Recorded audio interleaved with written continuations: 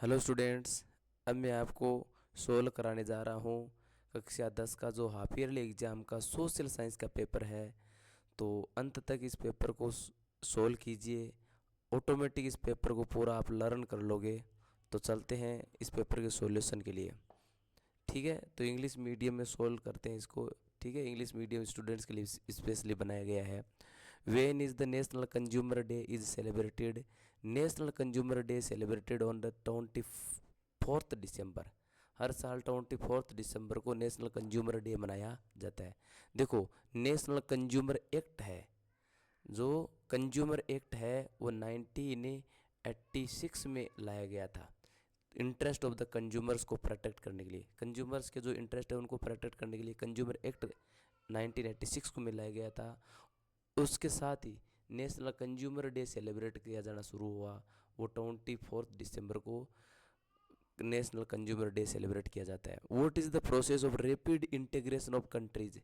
Countries का जो rapid integration होता है, कंट्रीज़ का जो रैपिड इंटीग्रेशन यानी कंट्रीज़ का एक साथ एकत्रित होना, ये एकीकरण होना देशों का, वो ग्लोबलाइजेशन होता है।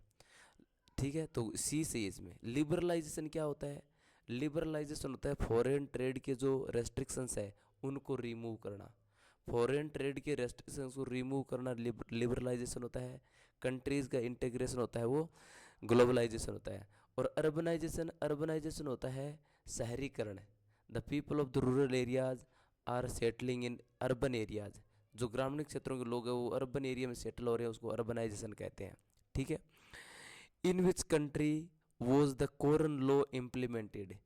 Britain, in Britain corn law was implemented. Britain में ये कोरन लॉ इम्प्लीमेंट हुआ था, खाद्य कानून ये इम्प्लीमेंट हुआ था। ठीक है, अगला इन विच कंट्री, ठीक है। Where did J N Tata, J N Tata stabilize the first iron and steel plant in India? Jamshedpur. J N Tata stabilized there first iron and steel plant in Jamshedpur. Jamshedpur में ये स्टेबलाइज किया था। In which country was the printing technology first developed in the world? Printing technology first time developed in the world is in China. China में सबसे पहले printing technology develop हुई थी। In which of the following states terrace farming practised? देखो, terrace farming वो पहाड़ी क्षेत्रों में होती है। पहाड़ों से सीधा पानी है वो नीचे नहीं है, इसके लिए क्या किया जाता है? सीढ़ीदार खेती की जाती है। तो जो इसमें देख लो पहाड़ी क्षेत्र कौन सा है? उत्तराखंड है। तो उत्तराखंड में टेरेस फार्मिंग प्रैक्टिस की जाती है। ठीक है। Which crop is mainly grown on the black soil? Black soil में मुख्यतः कौन सी फसल होती है? कॉटन। कॉटन ग्रो की जाती है किसमें? ब्लैक सॉइल में। यदि ब्लैक सॉइल होती है, उपजाऊ होती है, वो वीट और राइस में भी फेथफुल है, लेकिन कॉटन के लिए सबसे ज़्यादा ब्लैक सॉइल ही होती है।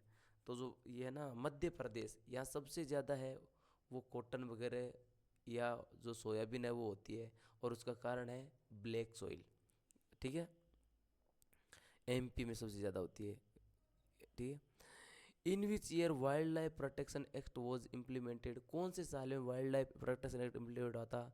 1972, 1972 में wildlife protection act implement हुआ था। Which of the following is the leguminous crop? Leguminous crop होती है वो प्लसेज होती है, प्लसेज जो दालें होती है ना, उन दालों को लेगुमिनियस क्रॉप कहा जाता है। ठीक है। The first train was run in India. पहली ट्रेन है वो भारत में चली थी। कब चली थी? 1853 में, 1853 में चली थी। बॉम्बे में, महाराष्ट्र में थाने और बॉम्बे के बीच में एक रेल लाइन डाली गई और सबसे पहले 1853 में चली थी। Currency note was issued by RBI. Currency note है वो आरबीआई के द्वारा इशू किया जाता है। It is called the banks of bank. बैंकों का ये बैंक कहलाता है आरबीआई। बैंकों को लोन प्रोवाइड करता है ना। कौन प्रोवाइड करता है? आरबीआई। तो आरबीआई है वो करेंसी नोट से इशू करती है। ठीक है, अगला देखो, ब्लैंक्स फिलअप करना है। There was a revolt of farmers growing in Champaran. Champaran में इंडिगो के लिए रिवोल्ट हुआ था, नील की खेती के लिए। जो चंपारण में क्या हुआ, गांधी जी ने आंदोलन भी किया था चंपारण में किसानों के साथ, उनके साथ अन्याय हो रहा था। सरकार ने किसानों को 1/3 या 1/20 पार्ट में इंडिगो बोने के लिए फोर्स किया। किसानों को कहा सरकार ने, ब्रिटिश गवर्नमेंट ने, कि यू हैव टू सो 1/20 यानी 20 बीघा में से 1 बीघा आपको इंडिगो बोनी है, इंडिगो की खेती करनी है। And that indigo will be surrendered as a rent, और वो इंडिगो रेंट के रूप में सरेंडर करनी है, ज़मीन के किराए के रूप में देनी है। लेकिन बाद में उन्होंने क्या किया कि इंडिगो तो छोड़ दी और कहा हमें इस इंडिगो के बदले हमें केस दो, क्योंकि उनको पता चल गया कि भाई इंडिगो है वो इंटरनेशनल लेवल पर जर्मनी ने पहले ही फैक्ट्रीज़ में डेवलप कर लिया है, इसका कोई मतलब नहीं है। तो किसानों ने अन्याय महसूस किया, क्योंकि किसान इंडिगो को क्या करेंगे, कोई खाने वाली फसल तो थी नहीं, ये तो व्यापारिक फसल थी, बिजनेस फसल थी। तो इन्होंने अन्याय के लिए विरोध में खड़े हुए, गांधी जी इनके साथ खड़े हुए। First world war was fought mainly in the continents of Europe. पहला विश्व युद्ध है वो मुख्यतः यूरोप में ही लड़ा गया था।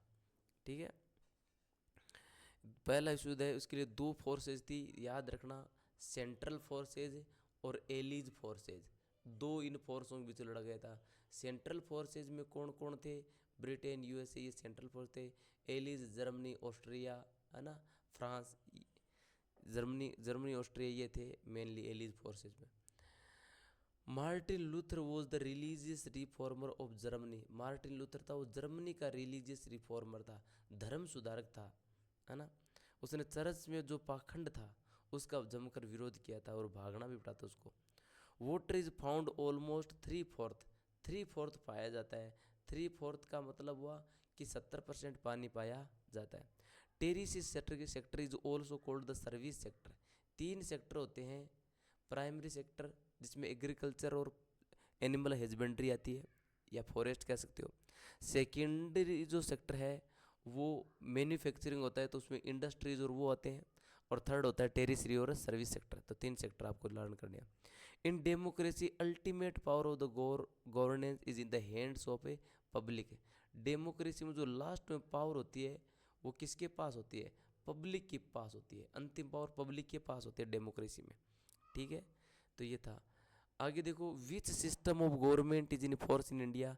भारत में कौन सा सिस्टम है गवर्नमेंट का भी, तो भारत में है डेमोक्रेटिक पार्लियामेंट्री गवर्नमेंट। तो क्या लिखना है, democratic parliamentary government, parliamentary government, ये सिस्टम भारत में है। डेमोक्रेटिक का मतलब वहाँ भारत की जो सरकार है वो सीधे जनता के द्वारा चुनी हुई है। पार्लियामेंट्री इसलिए है कि भारत की सरकार है वो जनता के प्रति रिस्पॉन्सिबल है, चुनी हुई जनता के द्वारा, जनता के प्रति रिस्पॉन्सिबल होती है। तो डेमोक्रेटिक पार्लियामेंट्री गवर्नमेंट भारत में है। After how many years does census take place in India. After every 10 years, after every 10 year census take place in India. हर 10 सालों में सेंसस होती है, जनगणना होती है। What is the total geographical area of the India. 32,87,000 कुछ है इसे स्क्वायर किलोमीटर, है ना, किलोमीटर स्क्वायर। ये पूरा एक्यूरेट आपको लर्न करना है। 32,87,000 ज्योग्राफिकल एरिया है। ठीक है, भारत का। और भारत का इतना ज्योग्राफिकल एरिया है और ये 7th प्लेस पर है। भारत है in world, India is the 7th place by area. Area से वो 7वें स्थान पर है। ठीक है, जनसंख्या में पहला स्थान है। Who is the author of the book Hind Swaraj. Hind Swaraj किसने लिखी थी, Mahatma Gandhi. Mahatma Gandhi wrote the Hind Swaraj. Mahatma Gandhi wrote the Hind Swaraj. In how many parts are the forest divided in India. भारतीय जंगलों को कितने भागों में बांटा गया है, 3 भागों में। रिजर्व्ड फॉरेस्ट, कौन से 3 भाग है, रिजर्व्ड फॉरेस्ट जिस पर केवल सरकार का हक होता है ना, उसमें all are prohibited grazing and cutting wood. Grazing and cutting wood are prohibited. लकड़ी काटना, पशु चराना पूरी तरह प्रतिबंध होता है, कोई भी एंटर नहीं कर सकता। That is the reserved forest. दूसरा है protected. Protected forest are those where the local people were allowed to graze and cut woods. Local peoples को अलाउ किया, तभी चरा सकते हैं और काट सकते हैं। इसमें सरकार और पीपल, विलेजर्स दोनों का हक होता है, सरकार दोनों को प्रोटेक्टेड होता है। और एक होता है अनरिजर्व्ड।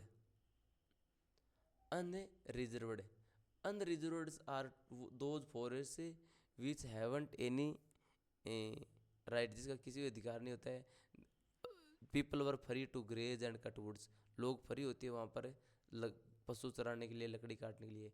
तो तीन होते हैं, रिजर्व्ड फॉरेस्ट, प्रोटेक्टेड फॉरेस्ट और अनरिजर्व्ड फॉरेस्ट। ठीक है। Which cities of London is named as a finishing centre, finishing centre के रूप में कौन सा शहर जाना जाता है? London. London is known as the finishing centre, London को फिनिशिंग सेंटर के रूप में जाना जाता है, क्योंकि यहाँ पर जो सबसे पहले फैक्ट्रीज वगैरह इस्टेब्लिश हुई थी, तो जो कच्चा माल आता था, raw materials came to London, London आता था।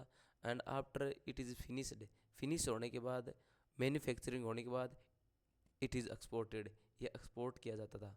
तो फिनिशिंग सेंटर के रूप में लंदन को माना जाता है। Where was India first cotton textile mill stabilised, पहली कॉटन मिल कहाँ स्टेबलाइज हुई थी? मुंबई में।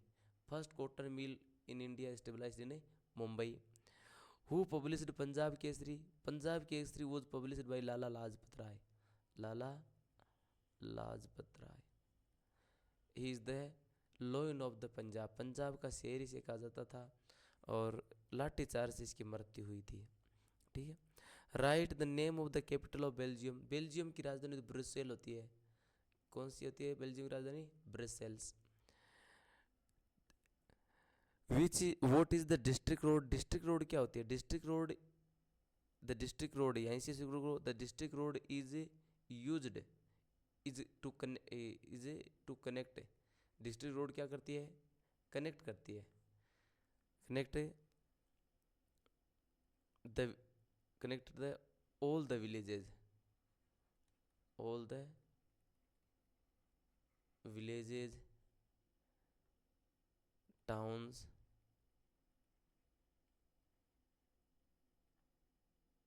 of a district, एक ज़िले के जितने भी गांव होते हैं और टाउन्स होते हैं उनको कनेक्ट करते हैं। इसमें इंक्लूड है, इंक्लूडिंग हेडक्वार्टर्स, हेडक्वार्टर्स होते हैं मेन, वो इसमें इंक्लूड है।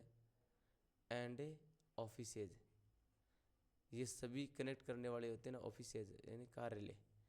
तो इनको कनेक्ट करने वाली होती है वो डिस्ट्रिक्ट रोड से होती है, ये कनेक्ट करती है गाँवों को, शहरों को, है ना, जिसमें शामिल है हेडक्वार्टर्स और offices. What do you mean by satyagraha, satyagraha से क्या मतलब है? देखो, सत्याग्रह का मतलब होता है it is a non violent means of A resistance. Satyagraha is a, Satyagraha is a non violent, अहिंसक, अहिंसक मीन्स होता है, साधन होता है फॉर रेजिस्टेंस, प्रतिरोध के लिए, रेजिस्टेंस के लिए, प्रतिरोध के लिए। ठीक है ना। होल्डिंग ट्रूथ, ट्रूथ को होल्ड करना, सच्चाई को होल्ड करना। Against the injustice, against injustice, अन्याय के विरुद्ध में, अन्याय के विरुद्ध सत्य को होल्ड करते हुए प्रतिरोध के लिए खड़े रहने का नॉन वायलेंट ये तरीका। Satyagraha is the non violent means for resistance, प्रतिरोध का जो नॉन वायलेंट मीन्स होता है वो सत्याग्रह होता है। Holding truth against the injustice, injustice के खिलाफ ट्रूथ को होल्ड करते हुए, सच्चाई को होल्ड करते हुए रेजिस्टेंस करना, प्रतिरोध करना, ये गांधी जी ने यूज किया था सत्याग्रह। हु वर द जोबर्स, जोबर्स कौन होते हैं? देखो, जोबर्स आर द ठेकेदार्स, मेनली वो ठेकेदार्स होते हैं। जोबर्स आर द पर्सन, देखो, जोबर्स आर द पर्सन एम्प्लॉयड, जो एम्प्लॉयड होते हैं, लगाए हुए होते हैं by the factory owners,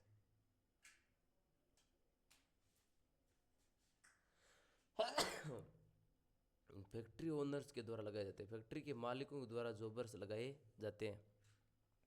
for recruitment, recruitment के लिए, भर्ती के लिए ऑफ वर्कर्स, वर्कर्स को भी फैक्ट्री के लिए वर्कर्स चाहिए, कामगार चाहिए, मजदूर चाहिए।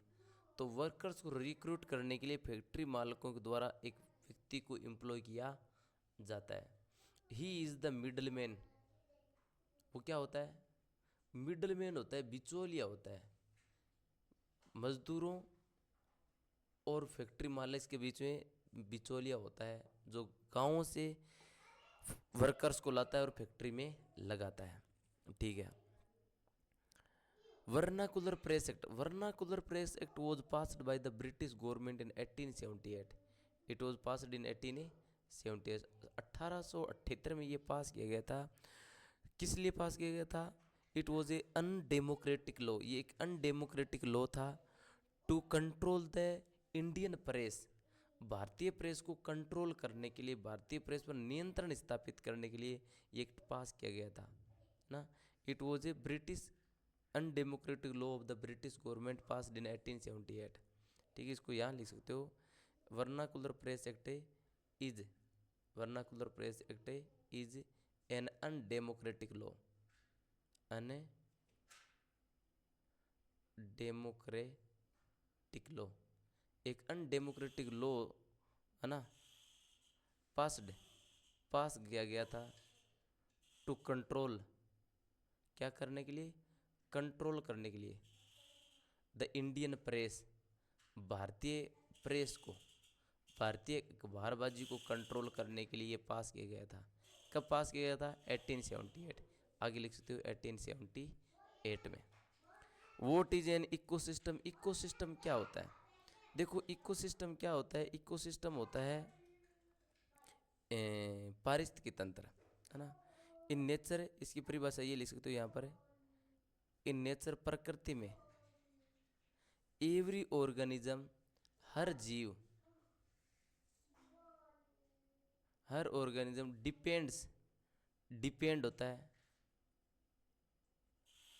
On other, on other organism, दूसरे ऑर्गेनिज्म पर, ऑर्गेनिज्म, अदर ऑर्गेनिज्म पर वो डिपेंड रहता है। फॉर इट्स सर्वाइवल, अपने सर्वाइवल के लिए, अपने बचाव के लिए दूसरे पर वो डिपेंड रहता है, उसको इकोसिस्टम कहते हैं। प्रकृति में एवरी ऑर्गेनिज्म, ऑर्गेनिज्म है ना, एवरी ऑर्गेनिज्म, हर जीव है, वो डिपेंड होता है किस पर? एवरी ऑर्गेनिज्म डिपेंड्स कर दो, एवरी डिपेंड्स करता है अदर ऑर्गेनिज्म, दूसरे जीव पर। फॉर इट सर्वाइवल, अपने सर्वाइवल के लिए, अपने आजीविका के लिए, अपने जीवन के लिए, अपने जीवन के लिए दूसरे जीव पर निर्भर रहता है, उसको हम इकोसिस्टम में कहते हैं। ठीक है। What are ferrous and non ferrous minerals, तो फेरस और नॉन फेरस मिनरल क्या होते हैं? देखो, फेरस मिनरल कंटेन्स आयरन, बिल्कुल सिंपल है। फेरस का मतलब होता है iron, ferrous mineral contains iron, ferrous mineral क्या करता है? कंटेन करता है आयरन। वाइल, जबकि non ferrous, non ferrous does not contain iron, इसमें does not contain iron. Ferrous में आयरन होता है, नॉन फेरस में आयरन नहीं होता है, बस बात ये होती है खाली। What do you understand by secularism, secularism का क्या मतलब है? धर्म निरपेक्ष या पंथ निरपेक्ष का क्या मतलब है? देखो, secularism, India is a secular country, Bharat एक सेक्युलर कंट्री है। इसका मतलब ये है कि गवर्नमेंट, जो भारत सरकार है, government hasn't any religion, has not any religion, सरकार का कोई धर्म नहीं है, सरकार किसी भी धर्म को फेवर नहीं करेगी, किसी का भी प्रचार नहीं करेगी। Government hasn't religion. दूसरी है फ्रीडम ऑफ रिलीजन, सेक्युलरिज्म का मतलब होता है दूसरा कि रिलीजन की फ्रीडम है, आदमी कोई सा भी धर्म अपना सकता है, किसी भी धर्म का प्रचार कर सकते हैं। A person is free to adopt and propagate its religion, अब हिज रिलीजन, अपने रिलीजन को प्रोपोगेट कर सकता है। तीसरा है डिस्क्रिमिनेशन, डिस्क्रिमिनेशन, डिस्क्रिमिनेशन होता है वो प्रोहिबिट किया गया है, बिटेड, यानी किसी भी प्रकार का भेदभाव नहीं हो सकता। तो ये तीन बातें होती है। सेक्युलरिज्म, सरकार का कोई धर्म नहीं है, सेक्युलरिज्म मतलब फ्रीडम ऑफ रिलीजन, धर्म की स्वतंत्रता है। और डिस्क्रिमिनेशन प्रोहिबिटेड, यानी a person can not be discriminated on basis of religion, कि किसी भी व्यक्ति को डिस्क्रिमिनेट नहीं किया जा सकता, भेदभाव नहीं किया जा सकता। ठीक है। What things should we keep in mind while driving, driving के दौरान कौन सी बातें हमें ध्यान में रखनी चाहिए। एक तो चीज़ है कि हमें फॉलो करना चाहिए, sorry FOLLO, follow the traffic rules. Driving के दौरान ट्रैफिक जो रूल्स है उनको फॉलो करना चाहिए, जैसे ट्रैफिक लाइट्स है, and which side the driver should drive गाड़ी ना, and driver should drive on the left side of the road, left side road है, एंड डोंट ओवर के take in the wrong side from right side, right side जो overtake नहीं करना है ना। Only cross the road at zebra crossing, zebra crossing पर ही road को क्रॉस करना है। सो ट्रैफिक रूल्स को फॉलो करना। दूसरा क्या करना है, वियर, क्या करना है, या पुट ऑन और वियर, क्या, सीट बेल्ट्स, सीट बेल्ट्स लगाने हैं चलाते दौरान। और यदि राइडिंग कर रहे हैं तो क्या करना है, हेलमेट, वियर हेलमेट, हेलमेट्स पहने हैं। तो ये दो चीज़ें कम से कम ध्यान में रखने वाली बातें हैं, ड्राइविंग के दौरान दिमाग में ये चीज़ें ध्यान में रखनी है। ठीक है। स्वच्छ भारत मिशन, देखो Swachh Bharat mission was started by Narendra Modi in 2014, 2014 में Swachh Bharat mission was started by prime minister Narendra Modi in 2014, 2014 में ये मोदी के द्वारा शुरू किया गया अभियान था स्वच्छ भारत मिशन। क्या ऑब्जेक्टिव थे, क्या था इस बारे में, तो देखो इसका मतलब होता है टू क्लीन करना public places of India, Bharat के जितने भी पब्लिक प्लेसेज है उनकी सफाई करना, रेलवे स्टेशंस, बस स्टेशंस, टेम्पल्स, स्कूल्स, इनको क्लीन करना। चलो, clean the public places, public places हैं, पब्लिक प्लेसेज उनका नाम लिख देना, railway station, bus station, and school, temples, इनको क्लीन रखना। दूसरा, install toilets in Holmes, each and every home, install करना टॉयलेट्स, टॉयलेट इंस्टॉल करना in each and every home, each and every home, हर घर में शौच लगाना, शौच इन टॉयलेट्स लगाना, एंड एवरी हाउस होल्ड, हर घर में आपको टॉयलेट लगाना। ये दो चीज़ें हैं, पब्लिक प्लेसेस को सही साफ करना और हर और घर में टॉयलेट लगाना। ओपन डेफिकेशन को मना किया गया, भी खुले में शौच नहीं जाना चाहिए। तो दो चीज़ें हैं, पब्लिक प्लेसेस को क्लीन करना और टॉयलेट से लगाना। ठीक है, 2014 में इम्प्लीमेंट किया गया था नरेंद्र मोदी के द्वारा। Vote the difference between open unemployment and prevalent unemployment. देखो ओपन अनएम्प्लॉयमेंट क्या होता है, द पीपल क्या करते हैं, आर सीकिंग जॉब्स, इसमें लोग जॉब तलाश रहे होते हैं but can't find job, job तलाश रहे होते हैं लेकिन उनको जॉब मिलता नहीं है, जॉब तलाश रहे होते हैं लेकिन जॉब नहीं मिलता है।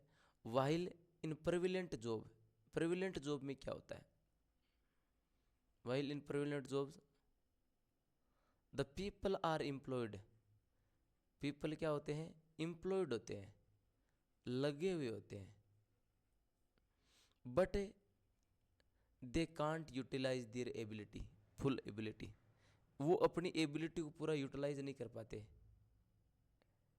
यूटिलाइज देयर एबिलिटी, अपनी पूरी स्किल और एबिलिटी को यूज नहीं कर पाते। ये प्रेवलेंट अनएम्प्लॉयमेंट होता है। ओपन एम्प्लॉयमेंट जहाँ लोग खोज रहे होते हैं जॉब को लेकिन जॉब पा नहीं पाते हैं, जबकि प्रेवलेंट होता है उसमें क्या होता है, पीपल एम्प्लॉयड होते हैं, लगे हुए होते हैं, जॉब को लिविंडा हुआ है लेकिन अपनी एबिलिटीज़ को पूरा परफॉर्म नहीं कर पाते हैं। ठीक है। अगला है जेंडर डिवीजन का मतलब। देखो जेंडर डिवीजन क्या होता है, जेंडर डिवीजन होता है कि डिस्क्रिमिनेट करना, भेदभाव करना on basis of a gender, है ना। तो देखो जेंडर जो होता है अनइक्वल डिस्ट्रीब्यूशन, अनइक्वल डिस्ट्रीब्यूशन होता है, बंटवारा होता है अपॉर्चुनिटीज का, अवसरों का।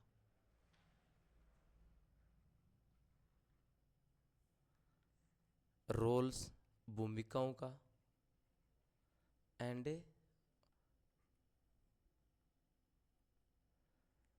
अपॉर्चुनिटीज, रोल्स और रिस्पॉन्सिबिलिटीज।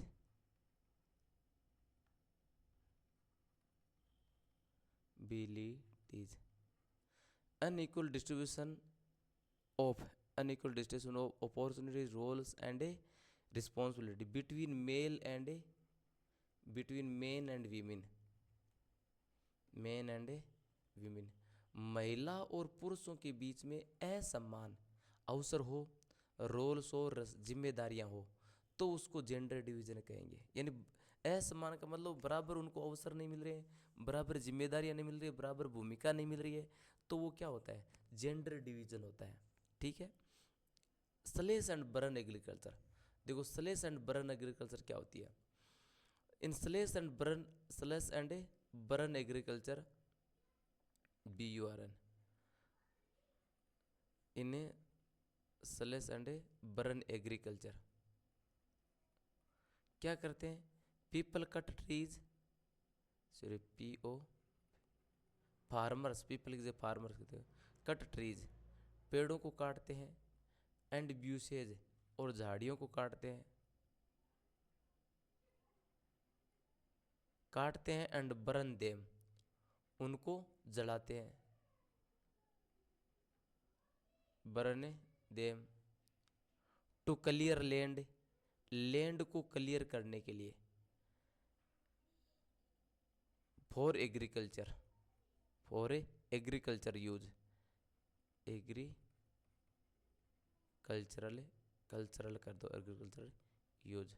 देखो इसमें जो किसान होता है, फार्म पीपल, आप फार्मर लिख सकते हो, farmer cut trees and bushes, farmer पेड़ों और झाड़ियों काटते हैं, बर्न देम, उनको जलाते हैं, क्लियर लैंड, लैंड को क्लियर करने के लिए काटते हैं और जलाते हैं, एग्रीकल्चर यूज के लिए। ठीक है। तो ये explain the utility of the road transport, road transport की यूटिलिटी क्या है। देखो road transport is very important, road transport बहुत इंपॉर्टेंट है। इट कनेक्ट, ये क्या करता है, कनेक्ट करता है पीपल, लोगों को, कहाँ से, टू वर्क प्लेस, वी रोड के कारण ही अलग अलग लोग घर से निकल सीधा वर्क प्लेस पर जाते हैं, टू एजुकेशन, शिक्षा के लिए स्कूल वगैरह सीधा कनेक्ट होते हैं, है ना। फूड, होटल्स वगैरह में जाना है, और जो कोई चीज़ खरीदने, ग्रोसरी वगैरह परचून के सामान खरीदने, सीधा वहाँ कनेक्ट होते हैं। तो वर्क प्लेस से कनेक्ट होते हैं, एजुकेशन से, फूड से, एंड अदर प्लेसेस, दूसरे स्थान से सीधे कनेक्ट होते हैं। तो इसलिए क्या होता है, यूटिलिटीज़ की उपयोगिता यही है। दूसरी ये इसका विशेषता ये है कि रोड ट्रांसपोर्ट क्या होते हैं, इकोनॉमिकली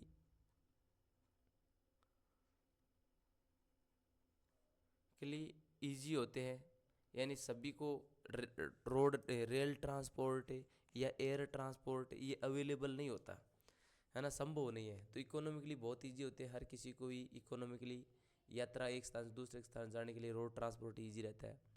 तीसरा ये अपने जो अदर जो ट्रांसपोर्ट है वहाँ तक पहुँचने में हेल्प करता है ना। इट हेल्प्स टू रीच करने में हेल्प करता है। अदर ट्रांसपोर्ट मोड्स, भी आपको एयरपोर्ट और जाना है, या फिर मान लो पानी वाले ट्रांसपोर्ट तक जाना है, तो अदर ट्रांसपोर्ट को रीच करने में ये हेल्प करता है। ठीक है। तो कई है इसके यूटिलिटी, आप इसको लिख सकते हो। जर्मनी का यूनिफिकेशन कैसे हुआ, it's a very long question, so you have to answer it. इसका आंसर तुम्हें ही देना है, देख लेना बुक से। ठीक है, लंबा क्वेश्चन है। Explain the objective of Mahatma Gandhi national rural employment act, ये नरेगा है, MG NREGA.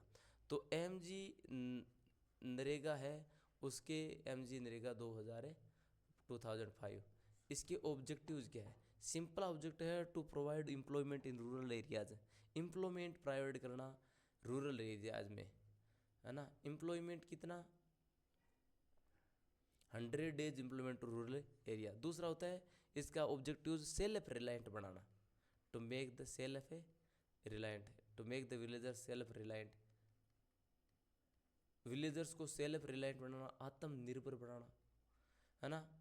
To make them strong, उनको स्ट्रॉन्ग बनाना, economically strong, to make them villagers को इकोनॉमिकली स्ट्रॉन्ग बनाना,